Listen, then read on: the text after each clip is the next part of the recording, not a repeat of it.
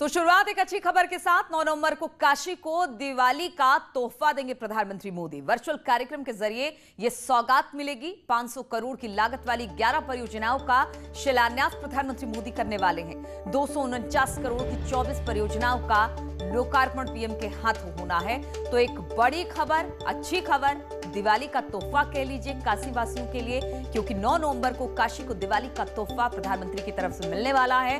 Virtual कार्यक्रम के जरिए सौगात मिलने वाली है। 500 करोड़ की लागत वाली 11 परियोजनाओं का प्रधानमंत्री मोदी शिलान्यास करेंगे। 249 करोड़ की 24 परियोजनाओं का ये लोकार्पण होगा। उपेंद्र द्विवेदी हमारे साथ वाराणसी से जुड़ गए। उपेंद्र, कहा जा सकता है दिवाली का तोहफा पहले ही मिल गया काशी वासियों को? देखिए, प्रधानमंत्री नरेंद्र मोदी हमेशा दीपावली के पहले यहाँ पर आते रहे हैं और कई करोड़ की योजनाओं का तोहफा काशी को देते रहे हैं। लेकिन इस वक्त जो है एमएलटी चुनाव शिक्षक स्नातक का चल रहा है। ऐसे में इस चुनाव को देखते हुए, आचार संहिता को देखते हुए ये पूरा कार्यक्रम वर्चुअल रखा गया है। हालांकि सीएम योगी आदित्यनाथ की इच्छा थी कि पीएम मोदी को उन्होंने आमंत्रित करने का सुझाव दिया था और वो यहाँ आए, लेकिन इस वजह से नहीं आ पाए। लेकिन अब वो वर्चुअल कार्यक्रम के जरिए 9 नवंबर को इन योजनाओं का तोहफा देंगे। जिन योजनाओं का लोकार्पण होना है उनमें 118 करोड़ से सीड स्टोर निर्माण आईपीडीएस फेज 2 का तोहफा होगा। 60 करोड़ से शिक्षक आवास का निर्माण हुआ है, वो तोहफा है, शिक्षकों को तोहफा है। करीब 29 करोड़ रुपए से रीजनल ऑर्थ्रोलॉजी विंग का निर्माण हुआ है, उसका तोहफा है। इसके अलावा गंगा के लिए जिसको वो अपनी मां कहते हैं, उनके लिए भी बड़ा तोहफा है। 19 करोड़ से गंगा प्रदूषण नियंत्रण, गौ संरक्षण केंद्र, केंद्रीय कारागार की बाउंड्री वॉल, एयरपोर्ट पर यात्री निवास, ब्रिज का जो है तोहफा देंगे।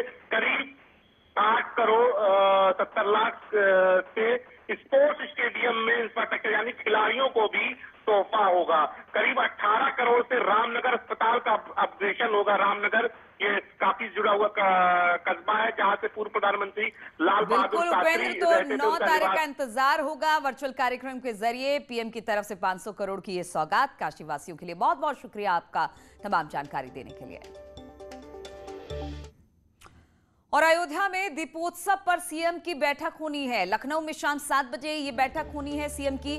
दीपोत्सव की तैयारियों की इसमें समीक्षा की जाएगी।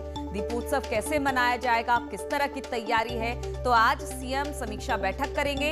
हम आपको बता दें कि अयोध्या में 11, 12, 13 को दीपावली है। अयोध्या में विश्व रिकॉर्ड बनाने की तैयारी है और इसी तैयारी को लेकर आज 7 बजे सीएम योगी एक बैठक करेंगे, जिसपे दीपोत्सव की ये जो समीक्षा बैठक है इसमें तमाम अधिकारियों के साथ जानकारी लेंगे कि क्या किस तरह की तैयारी इस 11, 12, 13 तारीख के दिन के लिए की जा रही है। बातचीत करने के लिए अजीत सिंह इस वक्त हमारे साथ जुड़ गए हैं। अजीत, अयोध्या में दीपोत्सव मनाने की तैयारियां जोरों पर है। आज शाम 7 बजे मुख्यमंत्री एक बैठक लेने वाले हैं। बैठक में क्या कुछ समीक्षा होगी इस दीपोत्सव को लेकर? देखिए, बिल्कुल नीलू, जिस तरह आप जानती हैं कि पीएम का ड्रीम प्रोजेक्ट है अयोध्या। अब मंदिर निर्माण की भी शुरुआत हो चुकी है, लिहाजा आज शाम 7 बजे बड़ी बैठक सीएम की है, जिसमें 11 से लेकर 13 नवंबर तक जो दीपोत्सव का आयोजन होगा उसकी तैयारियों पर बैठक होगी। क्योंकि 11 नवंबर को भगवान राम के जीवन पर आधारित झांकी निकलेगी, राम कथा होगी और 13 नवंबर को मुख्य जो दीपोत्सव का आयोजन होगा। उसी दिन मुख्यमंत्री योगी आदित्यनाथ भी अयोध्या जाएंगे 13 नवंबर को।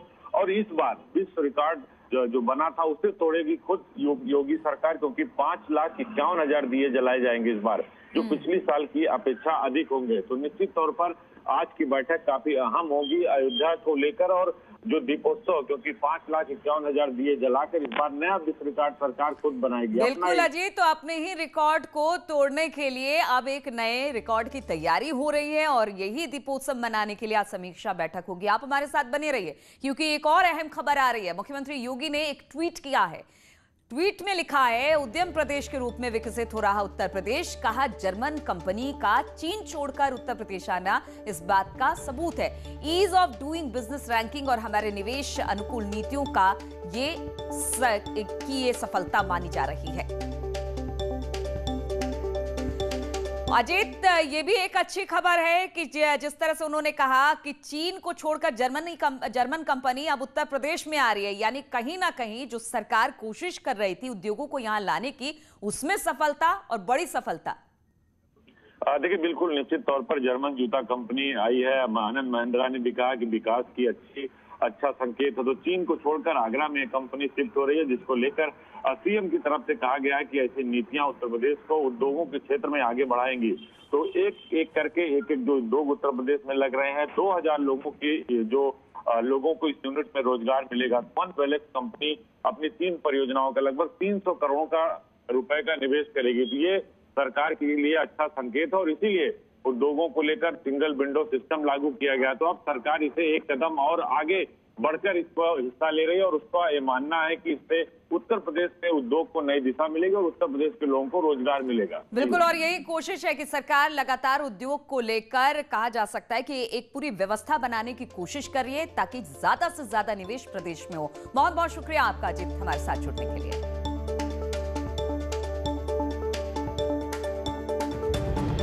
उद्यम प्रदेश बनाने की ओर एक पहल कही जा सकती है। जर्मन कंपनी है वो चीन छोड़कर उत्तर प्रदेश के आगरा में आई है। इसको लेकर एक ट्वीट भी योगी ने किया है और उन्होंने कहा है कि एक गेम चेंजर साबित होगा और कहीं ना कहीं उत्तर प्रदेश के विकास के लिए अहम भी है।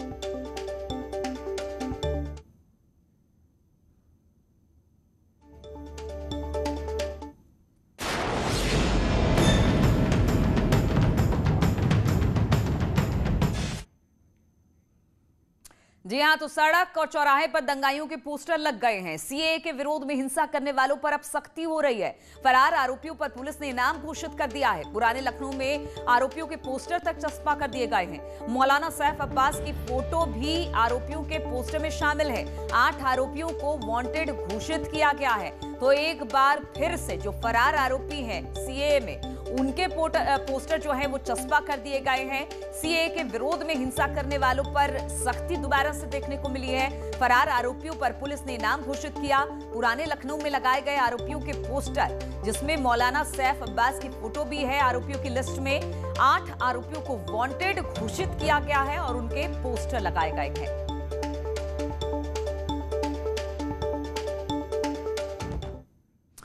और राजधानी लखनऊ में एक बार फिर सीएए हिंसा के फरार आरोपियों के पोस्टर चस्पा कर दिए गए हैं। पुलिस ने इन भगोड़ों को पकड़वाने वाले को 5000 का इनाम देने का भी ऐलान किया है। यानी योगी सरकार ने दंगाइयों को आखिरी अल्टीमेटम दे दिया है। राजधानी में फिर लगे दंगाइयों के पोस्टर। हर चौराहे, हर सड़क पर दंगाइयों के पोस्टर। भागे भागे घूम रहे सीएए हिंसा के आरोपी। नागरिकता संशोधन कानून के खिलाफ पिछले साल 19 दिसंबर को राजधानी लखनऊ में जो हिंसक प्रदर्शन हुए थे, उन दंगाइयों के पोस्टर एक बार फिर चौराहों पर लगा दिए गए।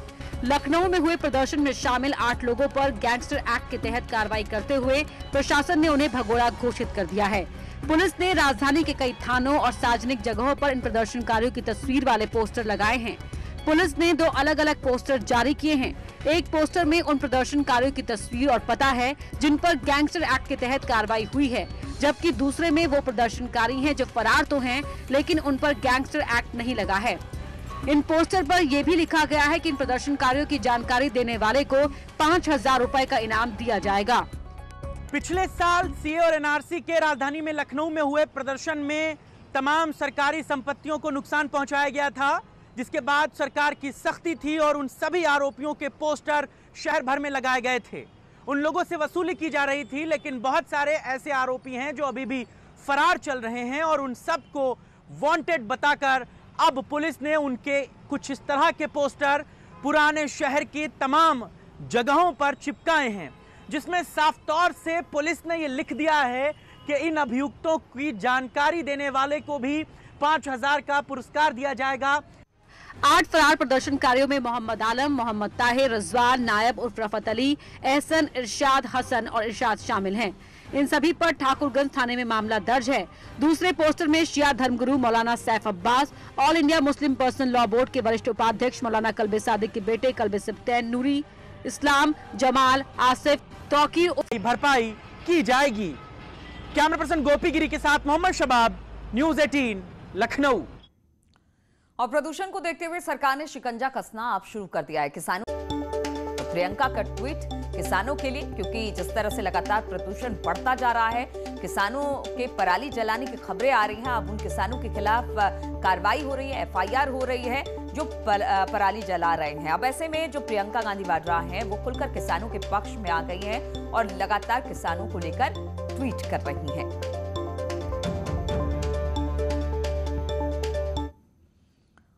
और प्रियंका के ट्वीट पर मोहसिन रजा का पलटवार आया है। कांग्रेस किसानों का शोषण करने वाली पार्टी, कांग्रेस किसानों के लिए कुछ नहीं किया।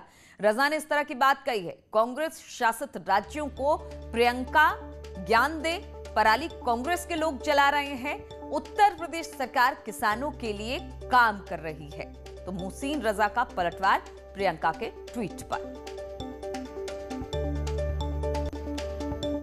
किसान भाइयों का शोषण करने वाली कांग्रेस, उनकी नेता प्रियंका वाड्रा आज ज्ञान बांट रही हैं उत्तर प्रदेश में।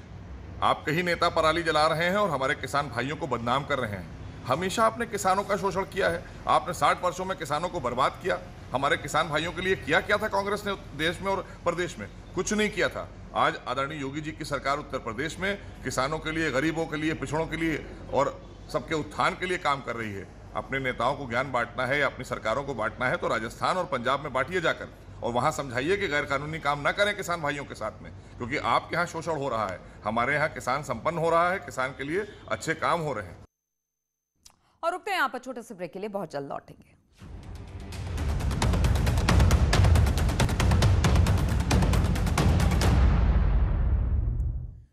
और नोएडा से बड़ी खबर आ रही है। यहां पर औद्योगिक विकास मंत्री सतीश महाना एक बैठक ले रहे हैं। यमुना प्राधिकरण के अफसरों के साथ ये बैठक हो रही है। नोएडा के सांसद डॉक्टर महेश शर्मा भी इस बैठक में मौजूद हैं।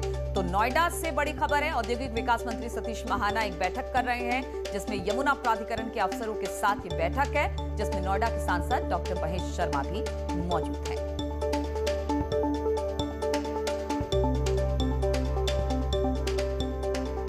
अहम बैठक मानी जा रही है। ये यमुना प्राधिकरण को लेकर औद्योगिक विकास मंत्री सतीश महाना एक बैठक कर रहे हैं और इस बैठक में यमुना प्राधिकरण के जो अफसर हैं वो इसमें शामिल हैं। नोएडा के सांसद डॉक्टर महेश शर्मा भी इसमें मौजूद हैं और काफी अहम बैठक मानी जा रही है। और इस पर बातचीत करने के लिए अमित सिंह हमारे साथ ग्रेटर नोएडा से जुड़ आए हैं। अमित, ग्रेटर नोएडा में ये बैठक हो रही है और यमुना प्राधिकरण के तमाम ऑफिसर हैं, वहां पर सतीश महाना मौजूद हैं। एजेंडा क्या है इस बैठक का? देखिए, आपको बता दूं कि जो सतीश महाना है उत्तर प्रदेश के औद्योगिक विकास मंत्री, उनका दौरा है गौतम बुद्ध नगर में, जहां वो यमुना प्राधिकरण के अधिकारियों के साथ समीक्षा बैठक कर रहे हैं। समीक्षा बैठक में गौतम बुद्ध नगर के सांसद महेश शर्मा भी मौजूद हैं, जेवर के विधायक भी मौजूद हैं। दो महत्वपूर्ण एजेंडे और बड़ी परियोजनाओं पर चर्चा चल रही है, जेवर एयरपोर्ट और फिल्म सिटी। फिल्म सिटी के लिए जो जमीन यमुना प्राधिकरण ने मुख्यमंत्री के सामने प्रेजेंटेशन में दिखाई थी, उसमें मंथन चल रहा है कि किस तरीके से जो फिल्म सिटी है उसका डेवलपमेंट किया जाए, किन किन लोगों को भूखंड आवंटन किया जाए, किस तरीके से फिल्म सिटी का विकास किया जाए। वहीं दूसरी जो एयरपोर्ट है, एयरपोर्ट की कनेक्टिविटी के लिए मंथन चल रहा है, किस तरीके से EG2 का अप्रोच एयरपोर्ट को बनाया जाए, कहाँ का रास्ते बनाए जाए, कहाँ का नई नई सड़कें बनाई जाए, जिससे कि दिल्ली NCR से आने वाले जो एयरपोर्ट के पैसेंजर होंगे वो आसानी से आ सके। तो दो महत्वपूर्ण बिंदु हैं, दोनों महत्वपूर्ण बिंदुओं पे अधिकारी बिंदुवार पूरी जानकारी जो सतीश महाना है, मंत्री हैं, औद्योगिक विकास मंत्री हैं, उनको दे रहे हैं। तो अंदर अभी भी बैठक चल रही है, लगभग आधे घंटा बैठक हो चुका है। लगभग 1 बजे 1:30 बजे ये बैठक खत्म होगी। उसके बाद ही स्पष्ट हो पाएगा कि पूरी जो समीक्षा बैठक थी उसमें और महत्वपूर्ण बिंदु क्या क्या यमुना प्राधिकरण से रखे गए। और सतीश महाना बिंदुओं पर इस बैठक में चर्चा हो रही है। औद्योगिक विकास मंत्री सतीश महाना इसमें मौजूद हैं और यमुना प्राधिकरण के जो तमाम जो भी यहाँ पे ऑफिसर है वो मौजूद है, क्योंकि फिल्म सिटी बनने की बात हो रही है। और दूसरा, जेवर एयरपोर्ट को किस तरह से विकसित किया जाए, इसको लेकर भी बात हो रही है। बहुत बहुत शुक्रिया आपका हमारे साथ जुड़ने के लिए। आगे भी आपसे अपडेट लेते रहेंगे।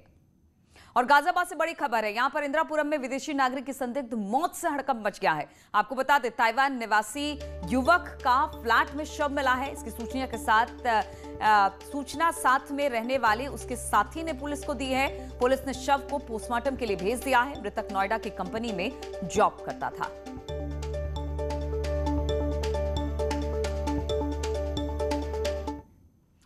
और बरेली के बहेड़ी थाना क्षेत्र के पुनिया गांव में देवर ने अपनी भाभी की हत्या कर दी। अवैध संबंधों के शक में देवर ने अपनी ही भाभी की लाठी से पीट कर हत्या कर दी। हत्या के बाद आरोपी देवर मौके से फरार हो गया। घटना की जानकारी मिलते ही बहेड़ी पुलिस फॉरेंसिक टीम के साथ मौके पर पहुंची और महिला के शव को कब्जे में लेकर पोस्टमार्टम के लिए भेज दिया है। मामला करवा चौथ के दिन का बताया जा रहा है।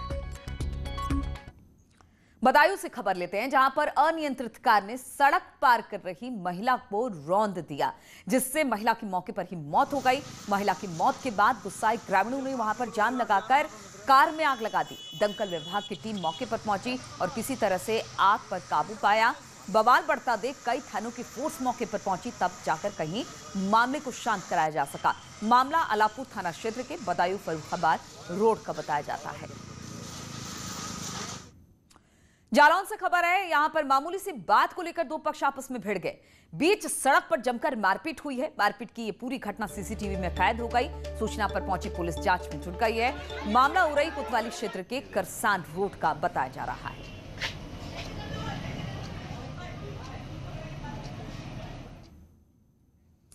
तो इन तमाम खबरों के साथ इस बुलेटिन में फिलहाल इतना ही। आगे देखिए अपना उत्तराखंड।